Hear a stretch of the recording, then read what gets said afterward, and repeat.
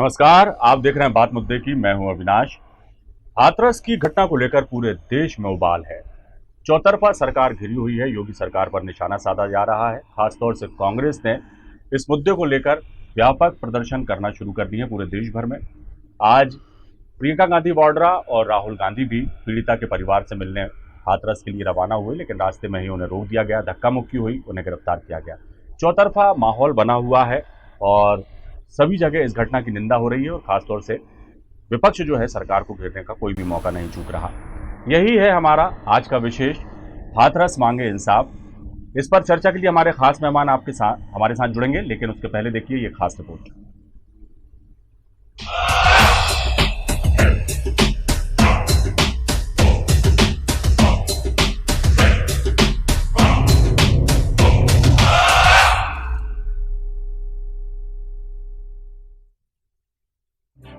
उत्तर प्रदेश के हाथरस में गैंगरेप पीड़िता की हत्या।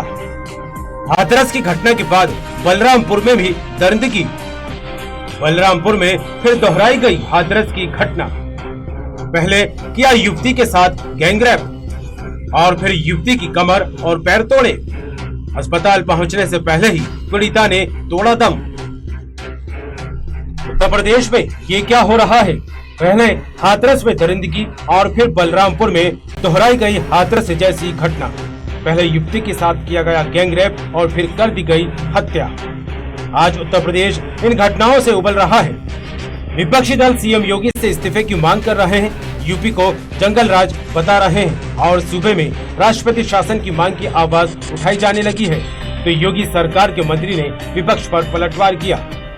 खास तौर से आदित्यनाथ योगी को मैं बताना चाहती हूँ, आपको दूसरों की बहन बेटी को अपनी बहन बेटी समझना चाहिए और यदि आप उनकी हिफाजत नहीं कर सकते हैं तो बेहतर यही है कि उनको पीछे हट जाना चाहिए, खुद ही इस्तीफा दे देना चाहिए तो ज्यादा बेहतर होगा। नहीं चला सकते हैं सरकार। मायावती का यही मापदंड है ना, तो मायावती के हर शासन में जब भी वो मुख्यमंत्री बनी उनको एक दिन भी चलने देना चाहिए था, उनपे राष्ट्रपति शासन ही लगना चाहिए था, लोकतंत्र नहीं होना चाहिए था। यहाँ पर कोई ऐसा बिंदु नहीं है जिसके वजह ये बोला जा सकता है योगी राज के अंदर कानून व्यवस्था अच्छी है और इसके आंकड़े हैं। कुछ घटनाएं हुई है उसपे हमें भी खेद है, मगर और उसपे कानून की कार्रवाई करी जा रही है। तो उधर हाथरस में पीड़ित परिवार से मुलाकात के लिए कांग्रेस महासचिव प्रियंका गांधी वाड्रा और राहुल गांधी दिल्ली से रवाना हुए, तो उन्हें रास्ते में ही रोक लिया गया और पुलिस ने हिरासत में ले लिया। पुलिस वालों ने मुझे धकेल के लाठी मार के गिराया। ठीक है, मैं कुछ नहीं कह रहा हूँ, कोई प्रॉब्लम नहीं। मैं सिर्फ ये सवाल पूछ रहा हूँ कि इस हिंदुस्तान में क्या सिर्फ आरएसएस और बीजेपी के लोग चल सकते हैं? क्या आम आदमी नहीं चल सकता? इस देश में सिर्फ मोदी जी पैदल जा सकते हैं, एक आम नागरिक नहीं जा सकता क्या? कौन सा नया कानून है? इन्होंने हमारी गाड़ी रोकी, हम गाड़ी से उतरे, पैदल गए, हम लाठी मार दी।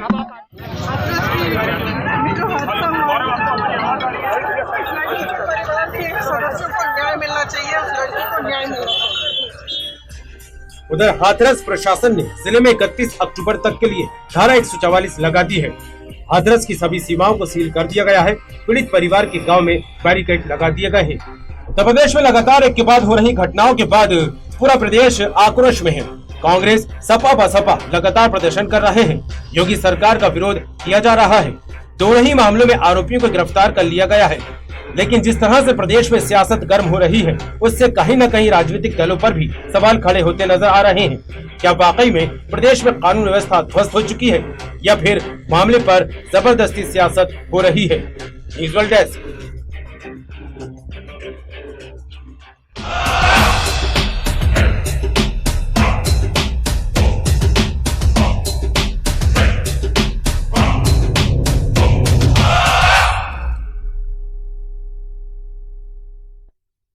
और इन तमाम मुद्दों पर चर्चा के लिए हमारे साथ खास मेहमान मौजूद हैं। बीजेपी प्रवक्ता धैर्यवर्धन शर्मा हमारे साथ जुड़े हैं। धैर्यवर्धन जी, आपका बहुत स्वागत हमारे कार्यक्रम में। यश भारती हैं, सपा प्रवक्ता हैं। यश जी, आपका बहुत स्वागत हमारे कार्यक्रम में। आरसी भट्ट पॉलिटिकल एडिटर हैं हमारे आरसी भट्ट जी, आपका बहुत स्वागत। राकेश सिंह यादव हैं, कांग्रेस नेता हैं। राकेश जी, आपका बहुत स्वागत। सबसे पहले सवाल धैर्यवर्धन शर्मा जी से। धैर्यवर्धन जी, उत्तर प्रदेश में जो हुआ, जो घटा, पहले हाथरस फिर बलरामपुर, सियासत जमकर हो रही है या जिस तरह के आरोप विपक्ष लगा रहा है कि उत्तर प्रदेश में जंगल राज चल रहा है, कानून व्यवस्था ध्वस्त हो चुकी है, क्या कर रहे हैं योगी आदित्यनाथ? और जिस तरह से हाथरस में पीड़िता का अंतिम संस्कार किया गया, उस पर भी पुलिस प्रशासन पर सवाल उठ रहे हैं। कटघरे में सरकार है, विपक्ष जो है तमाम तरह के सवाल उठा रहा है, क्या कहेंगे? क्या कहूं, जी, ऐसी घटना पर क्या कहते बनेगा। ये बहुत ही तकलीफदेह घटना है, बहुत कष्टपूर्ण है, और जिनके घर में छोटे बाल बच्चे बिटियां होती हैं, वो हर पिता सहम जाता है इस तरह की घटना यदि उसके ध्यान में आती है। जी, तो होना चाहिए, क्योंकि यदि व्यक्ति का विकास हो रहा है, बुद्धि का, धन का, समझ का, तो इस दिशा में भी विकास होना चाहिए। ये और ज्यादा पशु क्यों बनता जा रहा है? जी, हालांकि मध्य प्रदेश और उत्तर प्रदेश में जो घटना हुई है, जी, हाथरस में संदीप, लवकुश, रामू और रवि जी, के साथ साथ बुलंदशहर में भी घटना हुई, वहाँ रिजवान, आजमगढ़ में जो घटना हुई वहाँ दानिश, और जी। बलरामपुर में जो घटना हुई वहाँ शाहिद और साहिल, ये सब के सब अपराधी पुलिस के द्वारा पकड़े जा चुके। जी, अब भारत सरकार ने जो 2018 में एक नया कानून बनाया था, संशोधन किया था, उसके तहत इन सब पर भी जो मुकदमा चलेगा जी, वो फास्ट ट्रैक कोर्ट के माध्यम से चलेगा, ताकि निपटारा जल्द हो और दोषी व्यक्तियों को, विशेषकर जो कम उम्र की बच्चियों के साथ इस प्रकार की घटना करते हैं, उनको मृत्यु दंड तक का प्रावधान भारत सरकार ने किया है। मुझे लग रहा है बहुत जल्द दोषी लोग फांसी के फंदे पर लटकाए जाएंगे। आपके पास वापस लौटूंगा धैर्यवर्धन जी। यश जी, क्या कहेंगे आप? ये कहने सारे दिख रहे हैं, समाजवादी पार्टी के लोग जब पीड़िता के परिवार के साथ में खड़े हुए थे, वो चाहते थे कि अंतिम संस्कार हो, परिवार को देह करने का देह शरीर मिले, ताकि जो अंतिम क्रिया होती है, अंतिम संस्कार होता है, जो भारतीय संस्कृति के हिसाब से, हिंदू रीति रिवाज के हिसाब से, पुलिस ने वो शरीर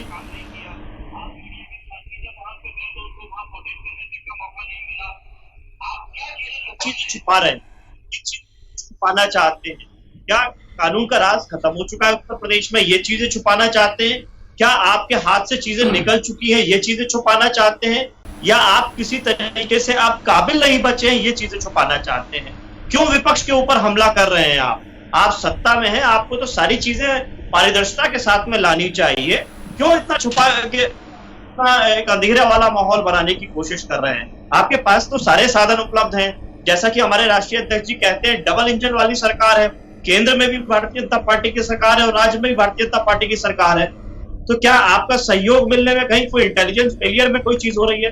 जो लोगों में एक माहौल बनना चाहिए, जो एक आप चुनावी जो आपने वादे किए थे कि भय प्रदेश नहीं होगा, जो गुंडा राज है वो खत्म हो जाएगा, जो महिलाएं हैं, जो बच्चियां हैं वो सुरक्षित रहेंगी।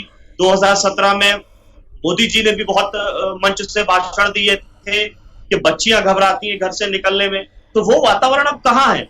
आज आपको भरपूर समय मिल चुका है, केंद्र का भी समय ले लिया आपने और राज्य का भी सरकार ले लिया। सर्वाधिक सांसद उत्तर प्रदेश में भारतीय जनता पार्टी के हैं, विधायक भारतीय जनता पार्टी के हैं, महापौर भारतीय जनता पार्टी के हैं, नीचे से लेकर ऊपर तक सर्वाधिक पदों पे ये बैठे हैं। तो कहाँ प्रशासनिक चूक हो रही है?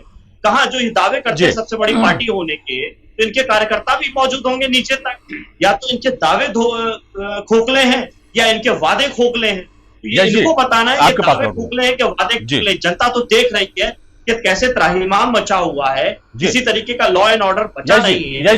पुलिस के ऊपर हमला होता है कानपुर के अंदर, अपराधी पकड़ा जाता है, उज्जैन तक आ जाता है, पूरा उत्तर प्रदेश की सीमाएं लांघ देता है, कभी फरीदाबाद, दिल्ली और फिर उज्जैन मध्य प्रदेश में दाखिल हो जाता है। और उज्जैन से जब उसको ले जाया जा रहा होता है तब उसको एनकाउंटर कर दिया जाता है, ताकि जो चीजें जो छुपी हुई हैं, जो खुल जानी चाहिए थी, जनता के बीच में आनी चाहिए थी, वो दब जाए और खत्म हो जाए। आरोप पर यस जी, आपने सवाल कर लिया, जवाब हम धैर्यवर्धन जी से लेंगे, लेकिन क्या कुछ सवाल राकेश सिंह करना चाहेंगे? अब ये जो तमाम घटनाक्रम जो हो रहा है। आज कांग्रेस के जो नेता हैं प्रियंका गांधी वाड्रा, राहुल गांधी, ये भी हाथरस जा रहे थे, लेकिन रास्ते में ही उन्हें रोक दिया गया, धक्का मुक्की हुई उनके साथ, उनकी गिरफ्तारी हुई। ये तमाम बातें भी हुई और चौतरफा विरोध कांग्रेस भी कर रही है इस मामले में योगी सरकार का। तो राकेश जी, आप क्या कहना चाहेंगे? जी देखिए, भारतीय जनता पार्टी के दो चेहरे सामने आ रहे हैं। एक वो चेहरा है शासन करने में यकीन करता है, वो जनता को न्याय दिलाने में यकीन नहीं करता है। आप ये बताइए, बहुत छोटी सी बात थी, आज राहुल गांधी जी और प्रियंका गांधी जी उस परिवार से मिलने जा रहे थे, वो एक पीड़ित परिवार से मिलने जा रहे थे। धारा 144 लगाना, लॉ एंड ऑर्डर का बहाना बनाना, लोगों को मिलने नहीं देना, ये कौन सा कानून में आता है? ये कौन सा देश है?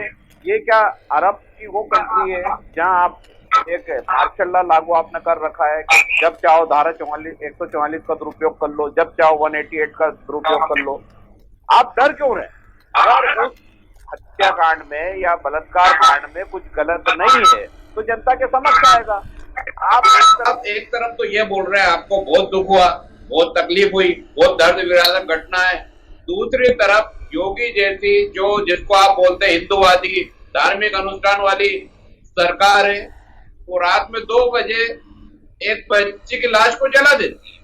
इस सिंपल बात का जवाब क्या है शासन के पास और योगी जी के पास? कुछ नहीं। उनका ये कहना है उसके पिता ने बोला था इसलिए रात में हमने उसको जला दिया, उसके परिवार सहमत था। अरे योगी जी, आप तो धर्म के ठेकेदार बनते हैं, कौन से शास्त्र में लिखा है कि रात की 2 बजे दाह संस्कार कर देते हैं? इसका जवाब दे दीजिए। उसके पिता ने बोला होगा, गलत बोला, उसकी माँ ने बोला, गलत बोला। आप तो शास्त्र के ज्ञाता हैं, आप तो महारथी हैं, आप तो अपने आप में देश में सबसे बड़ा हिंदूवादी मानते हैं। अरे फिर आप मौलाना कैसे हो गए? रात में आपने क्यों जलाया उसको? है जवाब आपके पास? क्योंकि राकेश जी, आपके मन में राकेश जी, जोर था, राकेश जी, आपको रिपोर्ट बदलना थी, राकेश जी, आपको बलात्कार की रिपोर्ट राकेश हटा जी, के हत्या का दिखाना राकेश जी, था, वो राकेश आपने जी, आज कर दिखाया। राकेश जी, अपनी बात को लंबा ना करें, वापस आप लोगों के पास वापस आऊंगा। धैर्यवर्धन जी से हम ये जवाब ले लेते हैं, उसके बाद इस पूरे ही मामले में हम आरसी भट्ट साहब से जानेंगे कि क्या कुछ लबोलवाब इस पूरी घटना का और पूरी घटनाक्रम के बारे में उत्तर प्रदेश में जो चल रहा है उसके बारे में जानेंगे। लेकिन पहले जवाब ले लेते हैं धैर्यवर्धन जी से। धैर्यवर्धन जी, क्या कहेंगे राकेश जी के सवालों पर, और यश भारती जी ने जैसा कहा वैसा, उस पर क्या कहेंगे आप? देखिए, बलरामपुर की घटना को लेकर भी यही प्रचारित किया गया कि उनकी मर्जी के विरुद्ध देर रात अंतिम संस्कार कर दिया। तो उनके माता पिता कह रहे हैं कि हमने अपनी मर्जी से रात में 10 से 11 बजे के बीच अंतिम संस्कार किया है। तो बहुत सारी चीजें हैं, हमारे डेड बॉडी की भी एक मर्यादा होती है। प्राणांत हो जाने के बाद उस देह को अनावश्यक बहुत ज्यादा इंतजार नहीं कराया जाता है, उसका अंतिम संस्कार करने की भी हमारे प्रावधान है और शीघ्र करने का प्रावधान है जी। तो इन सब बातों पे जाने के बजाय मुझे लगता है धैर्यवर्धन जी, जहां तक मेरी जानकारी है कि सूर्यास्त के बाद हिंदू धर्म में, सनातन धर्म में जो है अंतिम संस्कार नहीं किया जाता सूर्यास्त होने के बाद। नहीं, देखिए, रात मध्यरात्रि के बाद नहीं करते। हर रोज सभी महानगरों में 2-4 अंत्येष्टियां सब देर रात होती हैं, 8 बजे 9 बजे तक होती हैं। बदल देंगे आप, लेकिन जिस तरह से अंतिम संस्कार किया गया, सवाल उस पर है जी।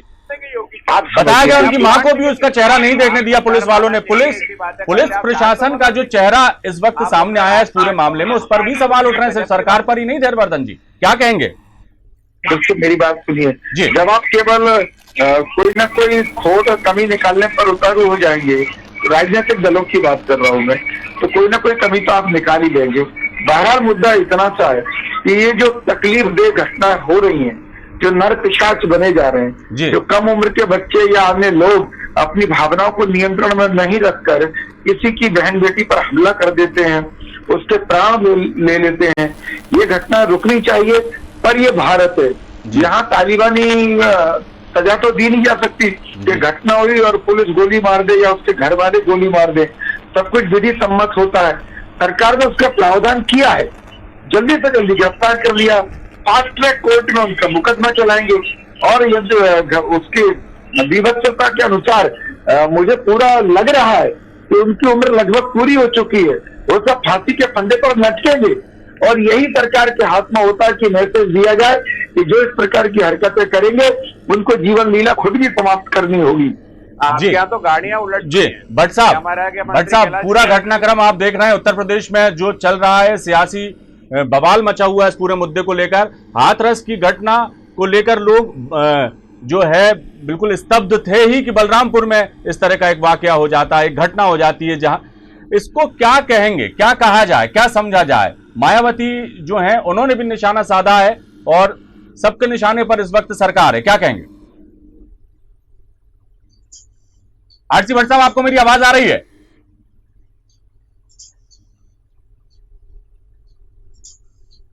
बैठाए रहोगे तो सवाल जवाब दीजिए। भट्ट साहब, आपको मेरी आवाज आ रही है? देखो क्या आरसी भट्ट साहब, आप सुन पा रहे हैं हमें? जी जी बिल्कुल। मेरा ये सवाल था, आप वहां पर पूरा देख रहे हैं घटनाक्रम, हाथरस जो है उसकी घटना से स्तब्ध है पूरा देश और बलरामपुर में एक घटना हो जाती है। सवालों के कटघरे में खड़ी हुई है सरकार। क्या वजह है कि कानून व्यवस्था पर सवाल उठ रहे हैं, लगातार सवाल उठ रहे हैं? ये जो दुष्कर्म के 2 मामले सामने आए, इसके पहले भी कई इस तरह के आपराधिक संगीन अपराध उत्तर प्रदेश में घटे, उसको लेकर भी सरकार पर निशाना साधा जा रहा है। क्या वजह है कि कानून व्यवस्था जो है वो एक तरह से देखा जाए तो बिगड़ती चली जा रही है उत्तर प्रदेश की? देखिए, अभी तो महिलाओं के जो यौन शोषण के जो मामले हैं जी, उस पर हम चर्चा करते हैं और उस पर आते हैं जी। 2017 में जब भारतीय जनता पार्टी ने अपना मैनिफेस्टो जारी किया था जी, तो मुझे आज भी याद है कि उसको बहुत अच्छी तरह से पढ़ा गया था और भारतीय जनता पार्टी ने अपना मैनिफेस्टो पूरी तरह से ये बताने की भी कोशिश किया था कि हम महिलाओं को अगर सरकार में आते हैं तो महिलाओं को एक मजबूत सुरक्षा देंगे। और उसके लिए बाकायदा प्रेस कॉन्फ्रेंस हुई, तमाम उनके नेताओं ने बयान दिए थे, फिर चुनाव आया तो उस चुनाव के दौरान भी कई बार ये बातें कही गई। उत्तर प्रदेश में बहुमत के साथ योगी आदित्यनाथ के नेतृत्व में सरकार है, 3.5 साल से अधिक समय हो गए हैं। आज हाथरस की बिटिया के साथ जो घटना हुई है, इस तरह की तमाम ऐसी घटनाएं इन 3.5 सालों में हुई।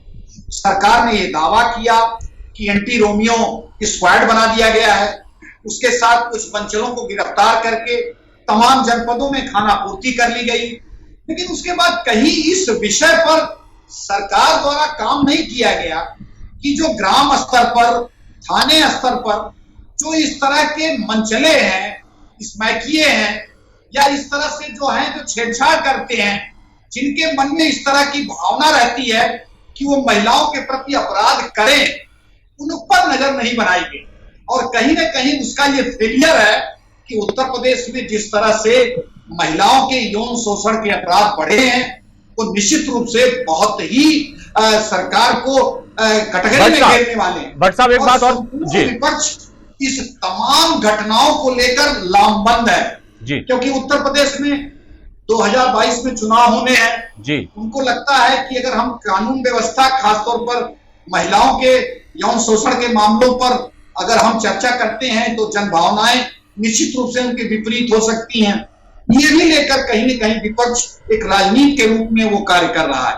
और आज जिस तरह से राहुल गांधी आते हैं, प्रियंका गांधी भी साथ में रहती हैं, जिस तरह से जाने की बात करते हैं, तो ये कहीं न कहीं सीधे तौर पर पक्ष और विपक्ष दोनों का फेलियर है। क्या कहेंगे कि ये सियासी ड्रामा चल रहा है इस मुद्दे को लेकर, या वाकई जो है सरकार इस पर गंभीर है और विपक्ष भी गंभीर है इस मामले में? राजस्थान के मामले में तो इतनी बातें नहीं की जाती, राहुल गांधी आज इस मामले में इतना बोल रहे हैं, ये सवाल भी विपक्ष पर उठ रहा है। भट्ट साहब, आपके पास लौटूंगा। यश भारती जी, क्या कहेंगे? बिल्कुल आपकी बात उसी तरह इंगित है। एक तो सबसे पहले हम सरकार की बात करें। एक बड़ी घटना होती है हाथरस की गुड़िया के साथ, इस तरह की हृदय विदारक घटना होती है और वो मौत को गले लगा लेती है। फिर उसके बाद सरकार उस पर लीपापोती करती है, उसकी जो है डेड बॉडी को आधी रात को घर वालों के मंशा के विपरीत जाकर उसको जलाने की कोशिश करती है और लगातार जिलाधिकारी द्वारा दबाव डाला जा रहा है। यानी कि सरकार कहीं न कहीं इस घटना को छुपाने और ढकने का काम कर रही है। वो चाह रही है कि मामला इशू न बने, जनमानस के मन में इस तरह की भावना न जाए कि सरकार महिला विरोधी है, बिल्कुल भट्ट साहब, को सुरक्षा नहीं करता। बिल्कुल सही कहा इसी के इतर कहीं न कहीं विपक्ष जो है वो एकदम बिल्कुल है, वो इंतजार कर रहा है कि ये सब मुद्दा मिले और हमको लाशों पर राजनीति करने का मौका मिले, और वो आज करने गए थे राहुल गांधी और जी भट्ट साहब, अब समय हमारे पास असल में बहुत सीमित है, इसलिए सबकी बातें आना भी जरूरी है। यश भारती जी, जैसा भट्ट साहब कह रहे थे कि सियासी रोटियां भी कहीं ना कहीं सेकी जा रही हैं इस पूरे ही मामले में, क्या कहेंगे? मैनिफेस्टो की बात करी भारतीय जनता पार्टी की, तो मैनिफेस्टो के बाद जब सरकार का गठन हुआ, रोमियो स्क्वाड बना, बहुत सारी चीजें हुई, तो हमने देखा कि लखनऊ के अंदर, राजधानी के अंदर एक एसिड अटैक विक्टिम थी, जिसमें बहुगुणा जी मंत्री थी, अब जो सांसद हो गई हैं, और योगी आदित्यनाथ जी उससे मिलने के लिए गए और उसको ये बताया कि आपकी सुरक्षा की गारंटी हमारी है। तो अस्पताल के अंदर ये लोग मिलके जब लौट के आते हैं, 15 दिन के बाद उसके ऊपर दोबारा हमला होता है। ये शासकीय संरक्षण में जिससे मंत्री और मुख्यमंत्री मिलके आते हैं, उसके ऊपर दोबारा हमला हो जाता है। तो ये फेलियर तो लगातार पहले दिन से चल रहा है इनका। उसके बाद बनारस हिंदू यूनिवर्सिटी में बच्चियों ने आंदोलन किया कि उनके साथ जो सड़क छाप लोग हैं, जिनका जिक्र अभी आरसी भट्ट साहब कर रहे थे, वो छेड़छाड़ करते हैं, उन्होंने बड़ा आंदोलन किया। समाजवादी पार्टी लगातार पहले दिन से इन सब लोगों के साथ में है और आंदोलन कर रही है, और आज भी सड़क पर इनके साथ आंदोलन कर रही है। जैसा कि अभी आरसी भट्ट साहब ने कहा कि कांग्रेस लाशों पर राजनीति करने जा रही है, मौका तलाश रही है कि कैसे हम चौथे से तीसरे और दूसरे और पहले नंबर की तरफ आए। आपको राजनीति करनी है, बहुत अच्छी बात है, स्वागत है आपका, लेकिन आप समय समय पर नहीं, लगातार आते रहिए, लगातार लोगों के बीच में रहिए, तब आपकी बात ठीक रहेगी। अवसर तलाश के जो भारतीय जनता पार्टी काम करती है कि आपदा में अवसर तलाश, तो कहीं ना कहीं लाशों पे भी राजनीति हो रही है। हमारे लोगों ने कल गांव में जाकर के बैठकर के धरना दिया, परिवार को लाश शरीर मिले ताकि वो अंतिम संस्कार कर सके। आज सुबह भी परिवार के बीच में गए, तो हमने जाकर के जहां अंतिम संस्कार हुआ है, जहां पुलिस ने जबरदस्ती। यश जी, आपने अपनी बात रख ली। राकेश जी, क्या कहेंगे? क्या बोल रहे हैं जी, तो करना और लाश चलाने के लिए। यश जी, आपसे चाहूंगा कि थोड़ा शांत हो जाए। राकेश जी कुछ कह रहे हैं, बोलिए राकेश जी, बोलिए। अगर कांग्रेस लाशों पर राजनीति करती जी, तो ये स्थिति देश में आज निर्मित नहीं होती 70 साल में जाकर। नहीं, सवाल इसलिए उठ रहा है राकेश जी कि राजस्थान वाले मामले पे तो इस तरह के स्टैंड नहीं लिए आपके आला नेताओं ने। जी, राजस्थान वाले मामले में रात में 2 बजे लाश को नहीं जलाया गया, तथ्य छुपाए नहीं गए जी, इस तरीके से एक आपराधिक कृत्य नहीं किया गया, जिसको अभी महिमा मंडित बीजेपी के प्रवक्ता कर रहे हैं कि 8-9 बजे तक भी अंतिम संस्कार होते हैं। मैं खुद एक हिंदू हूँ, और मुझे नहीं लगता कि 8-9 बजे तक कोई अंतिम संस्कार होते हैं। ये इंदौर जैसे शहर में भी नहीं होते हैं, तो हाथरस में कहां से होंगे? तो सवाल ये है कि लाशों पर राजनीति कौन कर रहा है? जो फेलियर मुख्यमंत्री है। योगी जी अपने आप में फेल सिद्ध हुए, प्रशासनिक व्यवस्था में फेल सिद्ध हुए हैं, वो वहां की राजनीतिक व्यवस्था में फेल हुए हैं, और समाजवादी पार्टी बी टीम बन के काम कर रही है। अगर आप एग्रेसिव होकर काम करते हैं तो यूपी में आप दिखते। कांग्रेस का जहां तक सवाल है, कांग्रेस एग्रेसिव होकर काम करेगी क्योंकि जनता के हित में काम कर रही है। वो कांग्रेस का दायित्व होता है कि कहीं भी कोई अपराध होता है, और ऐसा अपराध होता है जो पूरे हिंदुस्तान में एक उदाहरण सिद्ध हो रहा है कि सिर्फ यूपी में हो रहा है कि रात की 2 बजे एक रेप पीड़ित को जलाने के बाद उसकी पोस्टमार्टम रिपोर्ट आती है, उसमें आप लिखते हैं कि रेप नहीं हुआ है। आपका डीआईजी जब बयान देता है कि साहब वो अफवाह फैलाई गई थी, ये तो आपको लाश को रोक कर रखना था, पहले रिपोर्ट लाना थी, फिर उसकी वापस वीडियोग्राफी कराना थी, पीएम की पता चलता कि रेप हुआ या नहीं। तो ये सब कुछ लाशों पे राजनीति योगी जी कर रहे हैं, कांग्रेस उसका पर्दाफाश कर रही है, और अगर पर्दाफाश होता है तो तकलीफ होना वाजिब है। जी राकेश जी, आपने अपनी बात रखी। यश जी भी जो कह रहे थे, भट्ट साहब ने भी पूरे जो घटनाक्रम के बारे में जितना सारगर्भित जो है उनको कहना था, उन्होंने अपने उस तरह से बात रखी। लेकिन कुल मिलाकर देखा जाए धैर्यवर्धन जी, तो योगी जी जो कर रहे हैं, मंचलों पर लगाम लगा रहे हैं, कहीं जो है दबंग हैं, जो माफिया हैं उन पर शिकंजा कसा जा रहा है, और उनके जो है संपत्तियां जमींदोज की जा रही हैं, तमाम चीज़ें इस तरह की खबरें भी सामने आती हैं कि पता लगता है कि कानून व्यवस्था को सुधारने के लिए पूरी ताकत से काम कर रहे हैं योगी आदित्यनाथ। लेकिन हाथरस का जो मामला है उसको देखा जाए, बलरामपुर का मामला है उसको देखा जाए, तो कहीं ना कहीं कानून व्यवस्था पर ही सवाल नहीं उठते, सवाल पुलिस की जो है, पुलिस प्रशासन पर भी उठ रहे हैं, उसकी कार्यप्रणाली पर उठ रहे हैं, उसकी जो जिस तरह की वो कार्रवाई पुलिस ने इन दोनों ही मामलों में की, उस पर सवाल उठ रहे हैं। तो ऐसे में कैसे दावा किया जा सकता है कि उत्तर प्रदेश में कानून व्यवस्था का राज है,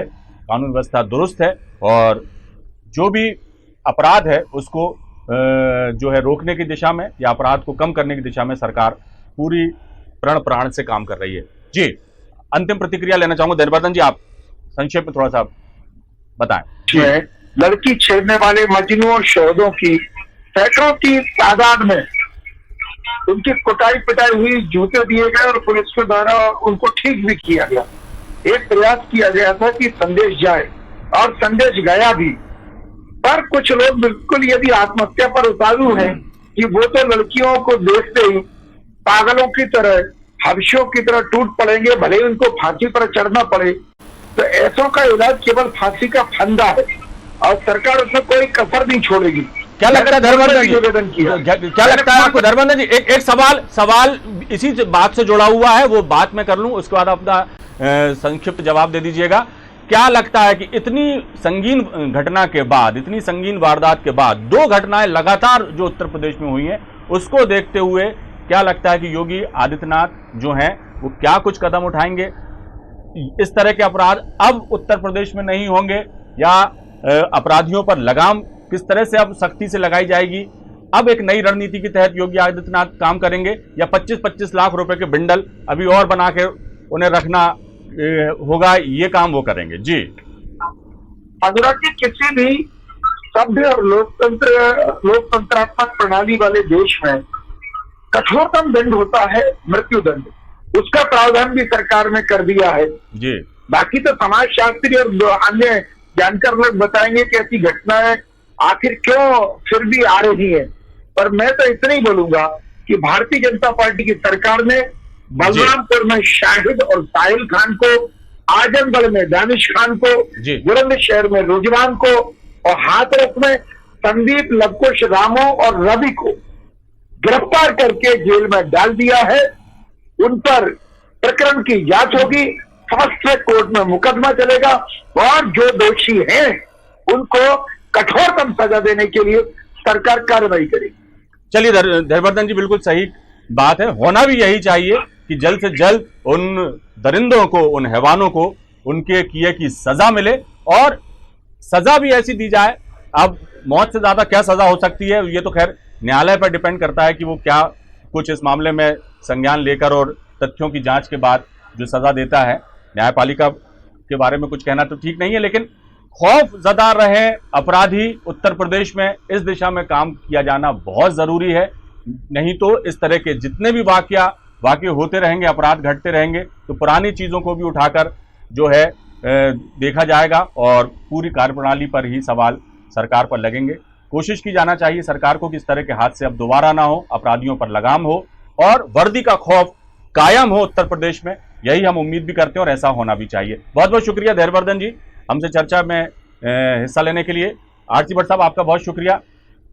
राकेश सिंह जी, आपका बहुत शुक्रिया और यश भारती जी, आपका भी बहुत बहुत शुक्रिया। हाथरस मांगे इंसाफ मांग रहा है, हाथरस बलरामपुर भी इंसाफ मांग रहा है और जैसा मालूम है इन दोनों ही मामलों में अपराधियों को जो है गिरफ्तार कर लिया गया है। फास्ट ट्रैक कोर्ट में सुनवाई किए जाने की भी बात की जा रही है। उम्मीद की जाना चाहिए कि ये जो दरिंदे हैं जिन्होंने इस तरह की वारदात को अंजाम दिया, वो भी अपने अंजाम तक पहुंचे। फिलहाल दीजिए इजाजत, बने रहिए आप हमारे साथ। नमस्कार।